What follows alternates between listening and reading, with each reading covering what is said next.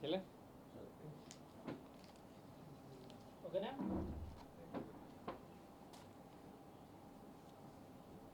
अभी पीटीआई वो भी अभी ले लेना तेलुगु में, बाद में नहीं हिंदी में, क्योंकि मेरा फ्लाइट टाइम हो रहा जाना है। ये नहीं होगा हाँ, तेलुगु में ले लेना बस आज का तो। यस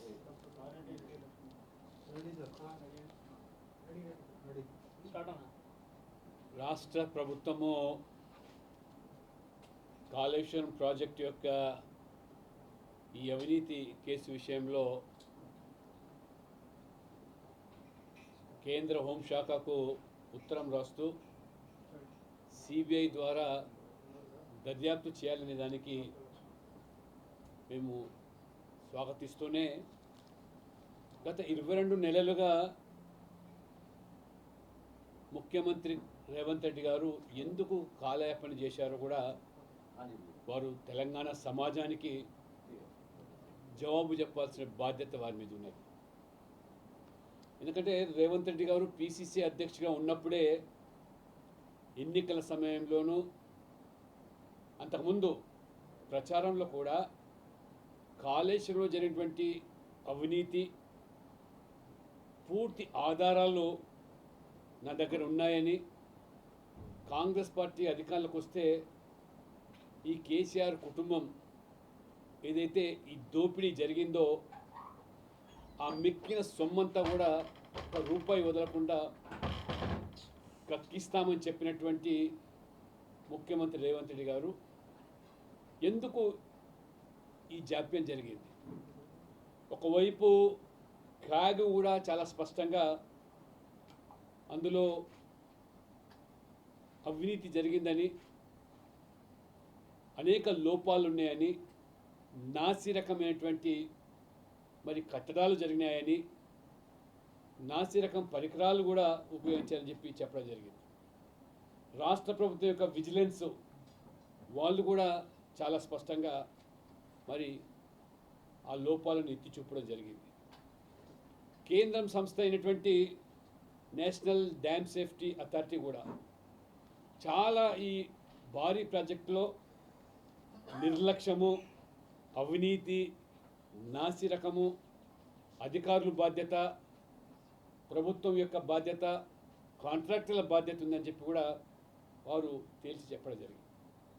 ఆ పిదప ఘోష్ కమిషన్ వారు ఏర్పాటు చేసి కోట్ల రూపాయలు ఖర్చు పెట్టి మళ్ళీ ఆ కమిషన్ యొక్క మరి నివేదికలు కూడా క్రిమినల్ రెఫరెన్సు ఎక్కడ కూడా ప్రస్తావన లేకుండా, క్రిమినల్ టర్మ్స్ ఆఫ్ రెఫరెన్స్ తీసుకులేకుండా మరి అధికారుల పాత్ర, రాజకీయ నాయకుల పాత్ర, కాంట్రాక్టుల పాత్ర ఇవన్నీ కూడా మరి స్పష్టత ఇవ్వకపోవడం, ఈ రకంగా రేవంత్ రెడ్డి గారు ఎందుకు ఈ జాప్యం జరిగిందనే దాంట్లో తెలంగాణ ప్రజలు అనేకమైన అనుమానాలు వాళ్ళు మరి లేవనెత్తుతూ ఉన్నారు.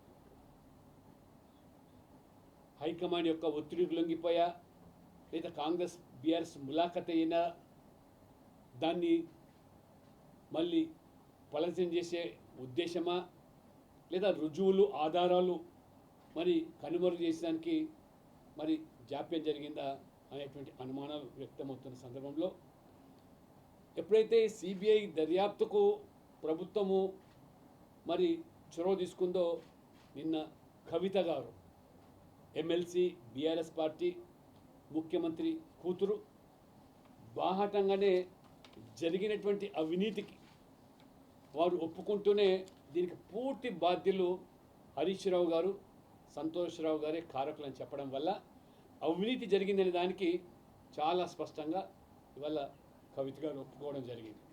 అంటే మొన్న కాళేశ్వరం కూలితే నిన్న బీఆర్ఎస్ కూలింది, మొన్న కాళేశ్వరం కూలింది, నిన్న బీఆర్ఎస్ కూలింది. కాళేశ్వరం ప్రాజెక్టులో మేడిగడ్డలో 3 పిల్లర్లు కుంగిపోతే ఇప్పుడు బీఆర్ఎస్ పార్టీ 3 ముక్కల పరిస్థితికి వచ్చింది. అంటే తెలంగాణ ప్రజలను ఏ రకంగా వారి త్యాగాలను, వారి బలిదానాలను కేసీఆర్ ప్రభుత్వం సొమ్ముగా చేసుకొని కోట్లకు పడగలెత్తారు. కవిత గారు వీరు అవినీతి జరిగిందని చెప్పడమే కాకుండా ఏ రకంగా అవినీతికి ఆనకొండాలని చెప్పి వాళ్ళిద్దరిని కూడా హరీష్ రావు గారిని, సంతోష్ రావు గారిని వారు ప్రస్తావించారు. దీన్ని బట్టి చూస్తే తెలంగాణ మరి సాధన అనేది నీళ్లు, నిధులు, నియామకాలు. ఆ నీళ్లు, నిధులు, నియామకాల పేరు మీద ఏ రకంగా వీళ్ళు ఈ యొక్క కేసీఆర్ కుటుంబం తెలంగాణ సంపదను దోపిడీ చేసి తెలంగాణ మరి ఆ యొక్క ఆస్తులను ఏ రకంగా కొల్లగొట్టారో ఇవాళ కవిత గారు చెప్పకనే చెప్తున్నారు. కాబట్టి ఇవాళ దేశవ్యాప్తంగా కూడా తెలంగాణ ప్రజలు తలెత్తుకొని రీతిలో, ఎందుకంటే తెలంగాణ కోసం మరి రాష్ట్రం ఏర్పాటు కోసం ఉద్యమాలు చేసి పస్తులుండి ఆ రకంగా అనేకమైనటువంటి వినూతనమైన కార్యక్రమాలు మొత్తం కార్మికులు, ఉద్యోగులు, విద్యార్థులు, యువకులు, మహిళలు, కుల వృత్తుల మీద ఆధారపడే బడుగు బలహీన వర్గాలు, దళితులు కూడా మరి ముక్త కంఠంతో ఆ రకంగా తెలంగాణ ఆత్మ గౌరవ పోరాటం అని చెప్పి భావించి తెలంగాణ సాధన కోసం బలిదానాలు అయితే త్యాగాలు చేస్తే మరి ఆ త్యాగాలను సొమ్ము చేసుకునే దానికి ఈ కుటుంబం ఏ రకంగా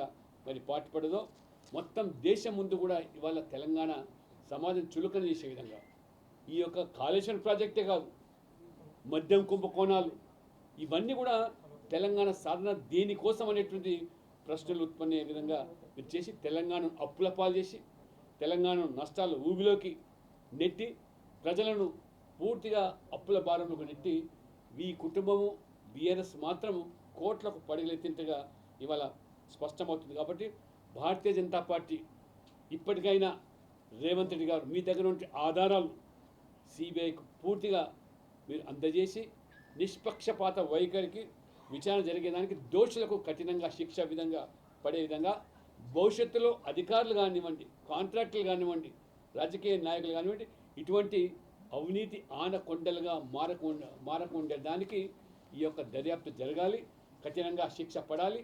ఎందుకంటే ఇవాళ కవిత గారు కూడా చెప్పారు, అధికారులే ఇవాళ 100 కోట్లు ఈ కాళేశ్వరం ప్రాజెక్ట్ సంబంధించిన వాళ్ళు ఆ రకంగా పట్టుబడితే దీని వెనకాల ఉన్నటువంటి వ్యక్తులలో తేల్చాల్సిన బాధ్యత ఉందని చెప్తూ ఉంటే ఏ రకంగా ఇవాళ హరీష్ రావు గారు, సంతోష్ రావు గారు, కేసీఆర్ గారు ఈ రకంగా వారు చివరికి ఏమంటున్నారు, వీళ్ళ వల్ల కేసీఆర్ గారిని బలిపశువు చేశారంట.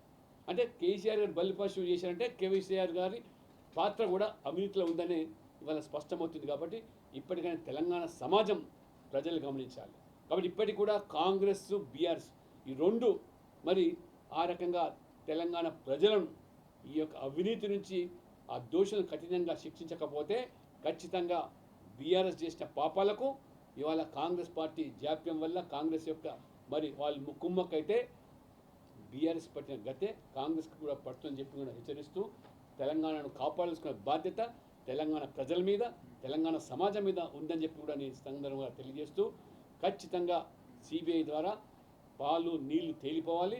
దోషులకు అధికారులైనా, కాంట్రాక్టులైనా, రాజకీయ నాయకులైనా ఖచ్చితంగా వారు తీవ్ర మూల్యం చెల్లించుకునే విధంగా రేవంత్ రెడ్డి ప్రభుత్వం కూడా అన్ని ఆధారాలు కూడా సిబిఐకు సమర్పించాలని చెప్పి కూడా మేము డిమాండ్ చేస్తాం. అంటే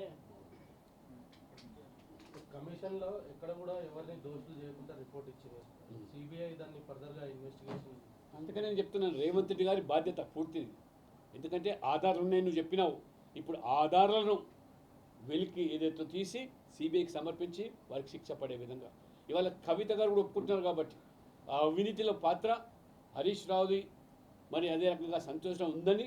ఎందుకంటే ప్రభుత్వంలో ఒక భాగస్వామిగా ఉన్నటువంటి ఒక ప్రజాప్రతినిధిగా, ఎమ్మెల్సీగా 10 సంవత్సరాలు ఎంపీగా ఉన్నారు, ఎమ్మెల్సీగా ఉన్నారు, ముఖ్యమంత్రి కోసం అన్ని విషయాలు తెలుసు. కాబట్టి అవసరమైతే మరి వీరి దగ్గర ఉన్న సమాచారాన్ని కూడా సేకరించి సిబిఐకి సమర్పించాల్సిన బాధ్యత ప్రభుత్వం మీద ఉన్నది. పార్టీ నుంచి సస్పెండ్ కూడా చేసే కవితను ఇప్పుడే ఎట్లా చూస్తారు సార్? అంటే బీజేపీలోకి ఏమైనా నేను చేర్చుకుంటారు? ఇప్పుడే చెప్తున్నా కదా, కాళేశ్వరం 3 పిల్లలు కూలిపోతే ఇవాళ బీఆర్ఎస్ 3 ముక్కలు అయిపోయింది. కాబట్టి ఈ అవినీతి పనులను భారతీయ జనతా పార్టీ అక్కడ కూడా చేర్చుకోవచ్చు. ఇవాళ నీతివంతమైన పాలన బీజేపీ వల్లనే సాధ్యమని చెప్పి మొత్తం దేశం ఇవాళ గుర్తించి 20 రాష్ట్రాల్లో మోదీ నాయకత్వంలో ప్రజలు అవకాశం ఇచ్చారు. అదే రకంగా తెలంగాణ ప్రజలు కూడా ఇది చూస్తున్నారు, నీతివంతమైన పాలన కావాలని. అది కాంగ్రెస్ అయినా బీఆర్ఎస్ అయినా ఏ రకంగా అవినీతికి పాల్పడుతున్నారో, అవినీతితో రాజీ పడుతున్నారో, అవినీతి పరులను ఏ రకంగా లోబర్చుకుంటున్నారో 22 మాసాల సమయం ఎందుకు పట్టిందో ముఖ్యంగా రేవంత్ రెడ్డి గారు జవాబు చెప్పాలి. ఆనాడు సిబిఐకి ఇచ్చినట్టయితే ఈ పార్టీకి మరి తెలంగాణ సమాజం దోషులు ఎవరైతున్నారో ప్రజా కోర్టులో వారికి ఈ పార్టీకి శిక్ష వేశారు. ఇవాళ తప్పకుండా ఇవాళ వాళ్ళకి లీగల్గా కూడా వాళ్ళకి శిక్ష పడాల్సి వస్తుంది. గతంలో బీఆర్ఎస్ తీసుకొచ్చిన 51 జీవో సిబిఐని రాష్ట్రంలోకి రాకుండా కానీ తీశారు కదా, ఇప్పుడు సవరణ మాత్రమే చేశారు. సవరణ చేసి ఇప్పుడు సిబిఐ అనుమతి ఇచ్చారు కదా, మంచిదే, అది అనుమతి జరగాల్సిందే. బట్ ఆధారాలు అన్నీ కూడా ఇప్పుడు, ఎందుకంటే ఈ సమయంలో ఈ 22 మాసాల్లో ఏమేమి జరిగింది అసలు విలువైనటువంటి డాక్యుమెంట్స్, ఎందుకంటే ఫోన్ ట్యాపింగ్ చూస్తూ ఉన్నాం, ఈ ఫార్ములా కార్ రేస్ చూస్తూ ఉన్నాం, అన్నీ కూడా అటకెక్కినాయి సార్. కానీ ఈ ఫార్ములా రేస్ లో ఈడీ ఇన్వాల్వ్ అయింది, గొర్రెల స్కామ్ లో ఈడీ ఇన్వాల్వ్ అయింది కదా, స్వతంత్ర దర్యాప్తు సంస్థ. అందులో ఇప్పటి వరకు అసలుకి కేంద్ర ప్రభుత్వం జోక్యం చేసుకున్న కేసు టేకప్ చేసినప్పుడు కూడా అసలు ముందుకెళ్ళట్లా కేసులు. ఇప్పుడు సిబిఐ కేంద్ర ప్రభుత్వం జోక్యం ఉండదు. కేంద్ర ఇవన్నీ సంస్థలు, ఇవన్నీ కూడా రాజ్యాంగ సంస్థలు. మీరు అన్నీ కూడా సకాలంలో వాళ్ళకు అందజేసి చేయాల్సిన బాధ్యత కూడా ప్రభుత్వం మీద. ఇవి అంతరాష్ట్ర సంబంధించిన సమస్యలతో కూడుకున్న సంస్థ. అదే రకంగా వివిధ ఆర్థిక సంస్థలు, అంతరాష్ట్ర ఆర్థిక సంస్థలు కూడా వీరికి ఆర్థికంగా దోహదపడ్డ సంస్థలు. కాబట్టి ఖచ్చితంగా ఆనాడు సిబిఐకి ఇవ్వాల్సింది. జాప్యం ఎందుకు జరిగిందో, ఎందుకు ఈ కమిషన్ల పేరు మీద ఈ రకంగా ఎందుకు మీరు జాప్యం చేశారు, చివరికి మీరు ఇంతకుముందు చెప్పినట్టుగా ఎక్కడ కూడా criminal reference, terms of reference లేకుండా ఆ ఘోష్ కమిషన్ నివేదిక ఇవ్వడం చూస్తే దాన్ని నీరుగార్చే ప్రయత్నం జరిగిందా, ప్రజలకు అనేక అనుమానాలు కలుగుతున్నాయి.